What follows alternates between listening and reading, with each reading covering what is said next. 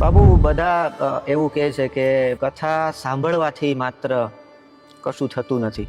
ભગવાન મહાદેવ શિવ ભવાની સતીને એક બાર ત્રેતા યુગમાં ही શંભુ ગઈ કુબંજ ઋષિ પાઈ. કુબંજ ઋષિના આશ્રમમાં રામકથા શ્રવણ માટે મહાદેવ લઈ ગયા. તો ત્યાં અગસ્ત્યે આરતી ઉતારી તો સતીના મનમાં સંદેહ થયો જી કે આ કથા શું કરવાનું. તો મહાદેવ શિવની સાથે કથામાં સતી બેઠા, પણ એનામ કથા ન બેઠી. વાહ સતી કથા શ્રવણ ન કરી. વાહ શું કામ? એનો કોઈ ગુરુ નહોતો ત્યારે. ખૂબ સરસ. સતીને કોઈ ગુરુ નતા. વાહ પછી એના એ જ સતી પિતાના યજ્ઞમાં જે મહાદેવનું અપમાન સહી ન શકે એટલે દેહનો ત્યાગ કર્યો. બીજો જન્મ તે કારણ હિમગીરી ગુરુ જાય જન્મ પાર્વતી તનુ પાઈ.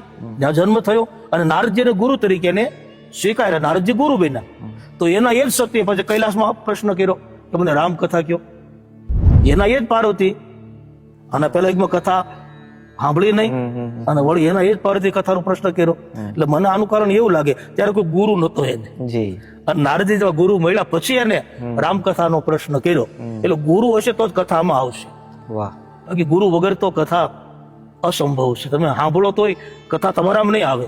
વાહ પણ જો ગુરુનું માધ્યમ હશે, કોઈ સદગુરુ હશે, તો જ કથા જીવનમાં સાર્થક બને. થશે.